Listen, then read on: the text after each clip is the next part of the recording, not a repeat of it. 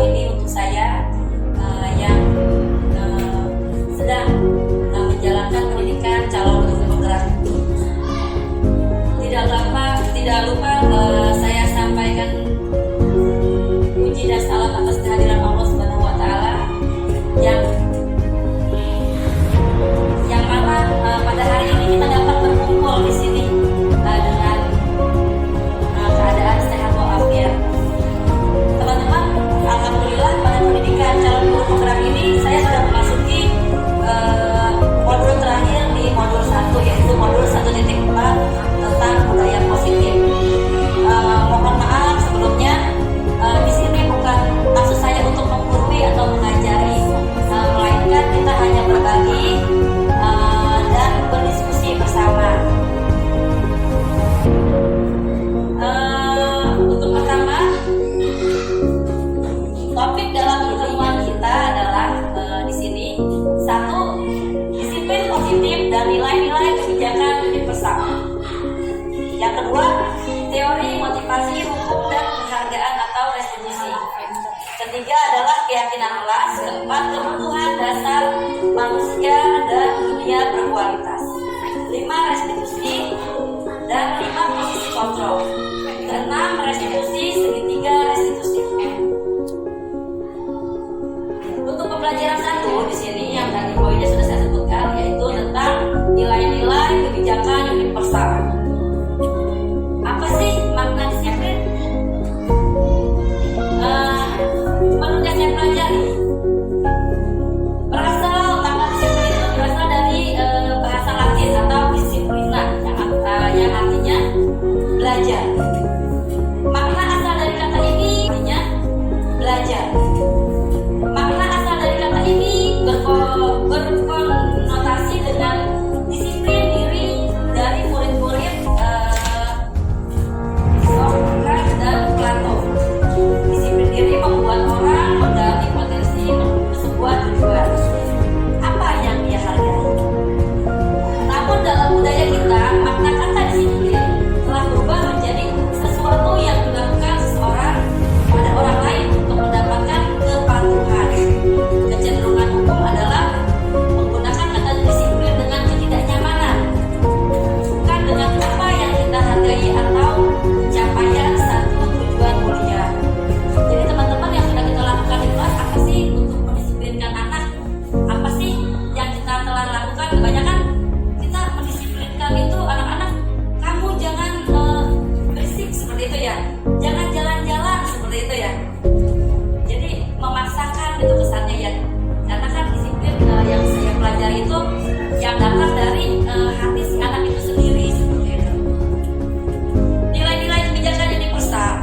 Nilai-nilai kebijakan adalah sifat-sifat positif manusia yang merupakan tujuan mulia yang ingin dicapai setiap individu.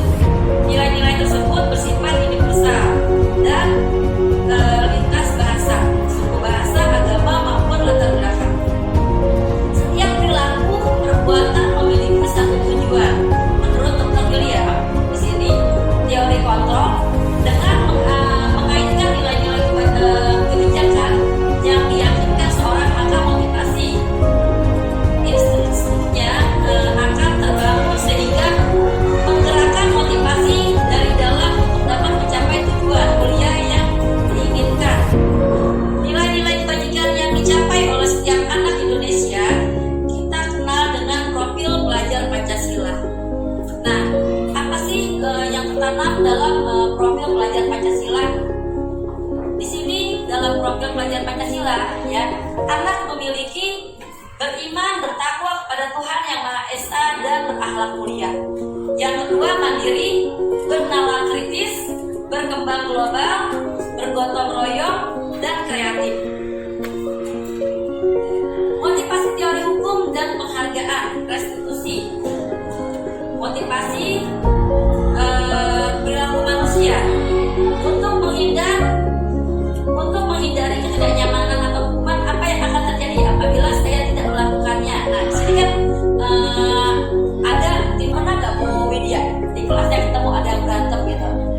Nah, terus tindakan Bu Widya gimana untuk mendisiplinkannya?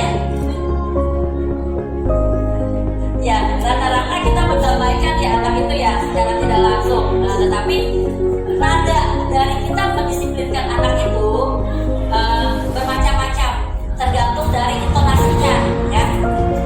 Untuk mendapatkan imbalan dari orang lain atau institusi, ya motivasi eksternal, lalu motivasi internal untuk menghargai diri sendiri. Nah ini dia, dari internal itu yang lahir dari dalam diri kita sendiri ya. Saya akan menjadi orang yang seperti apa bila saya melakukannya. Jadi kalau saya ingin menjadi guru yang berprofil Pancasila, ya saya ingin anak-anak didik saya mempunyai profil pelajar Pancasila. Maka tindakan saya akan mencontoh kepada anak didik saya seperti itu.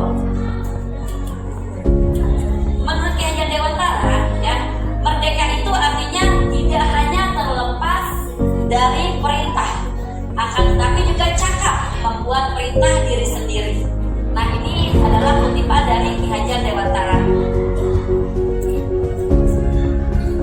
Bentuk program kebijakan atau apresiasi ya. Dalam memberikan apresiasi, pengakuan perlu diingat beberapa hal.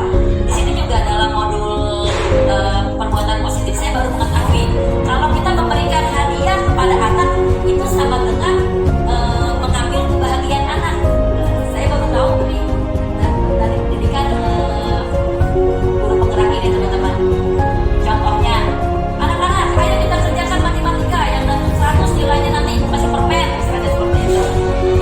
Jadi si anak ini termotivasi untuk mengerjakan matematika itu, tetapi dengan harapan dia akan mendapat permen. Nah, kalau kita sebagai guru tidak membawa permen dari rumah dan anak-anak mengerjakan matematika, kecewa nggak kira-kira anak-anak itu? Kecewa kan ya?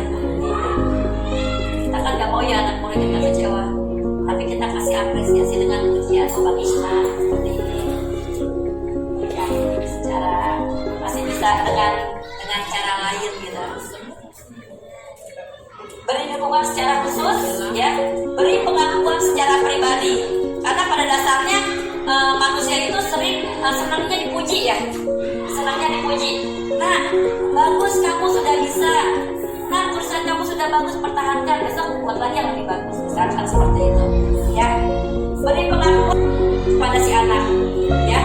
Jangan hari ini kita udah kasih dia pujian, besoknya lagi harusnya si A melakukan hal yang sama gitu. Terus kita lupa memberikan apresiasi pada mereka. Nanti mereka aku salah ya. Jadi dia nggak tahu mana yang benar, mana yang salah gitu. Karena tidak ada apresiasi dari kita seorang guru gitu kan. Tapi kalau misalnya jangankan anak-anak kita deh sebagai guru gitu ya teman-teman ya. Kalau kita melakukan pekerjaan di sekolah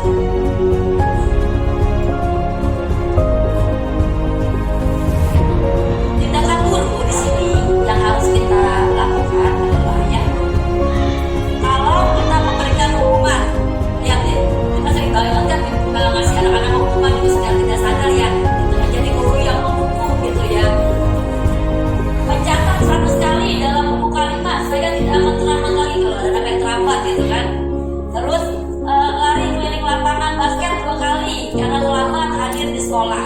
Kalau guru kelasnya yang melakukan itu hukuman apa bukan?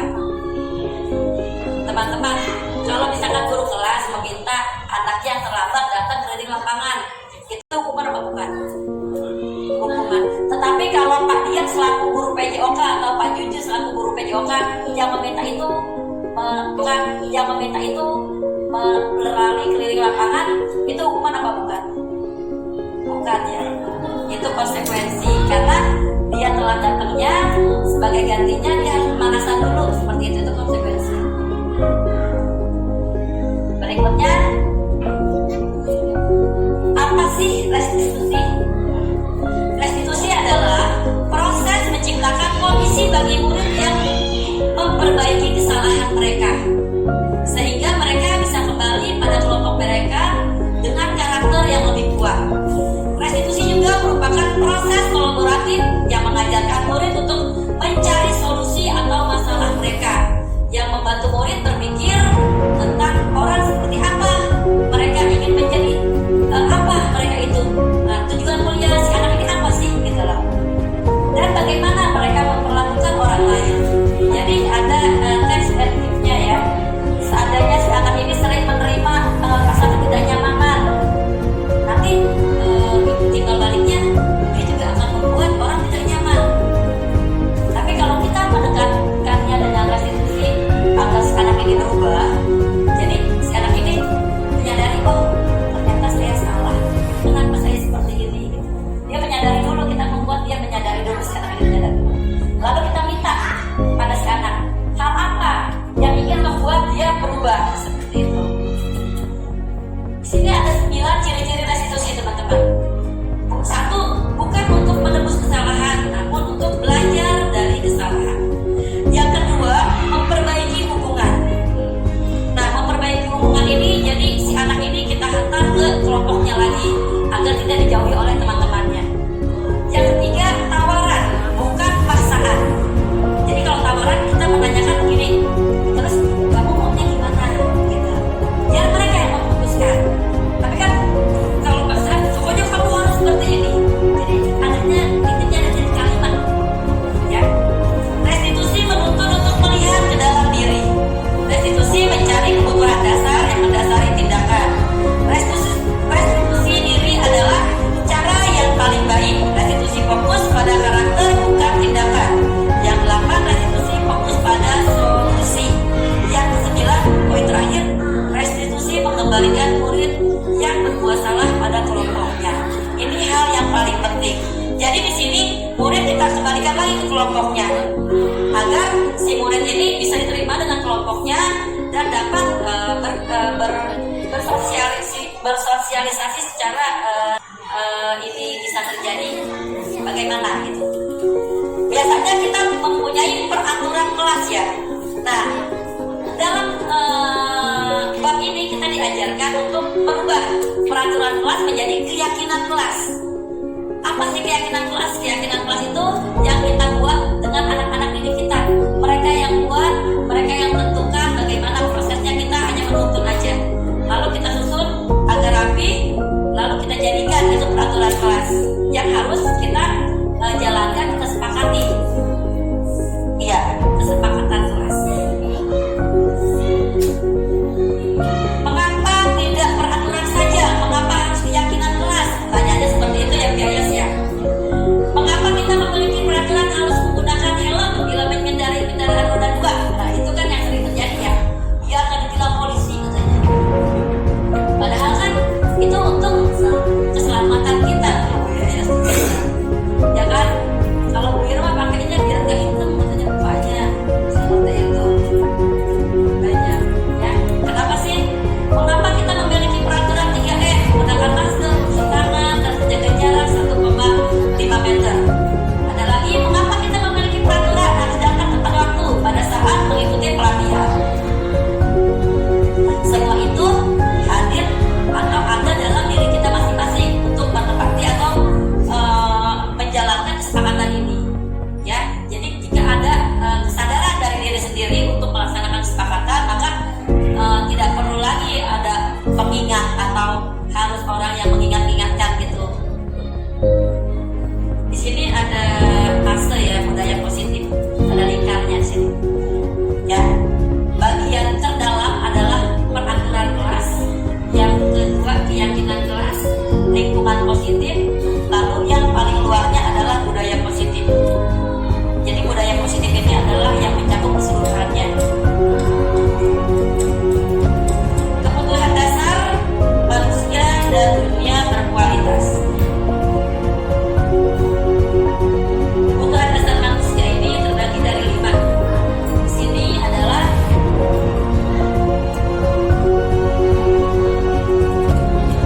kasih sayang dan rasa ingin diterima, penguasaan, kesenangan, kebebasan, dan bertahan hidup.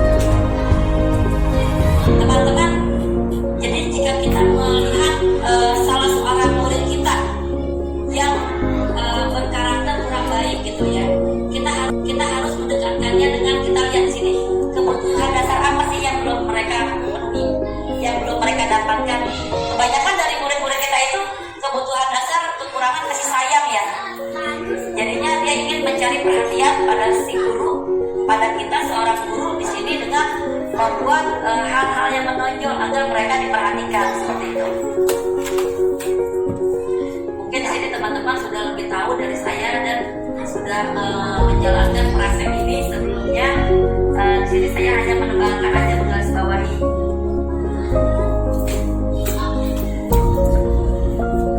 Nah, pada saat tadi penjabaran tentang segitiga restitusi, tadi kan sudah kita bahas masalah restitusi.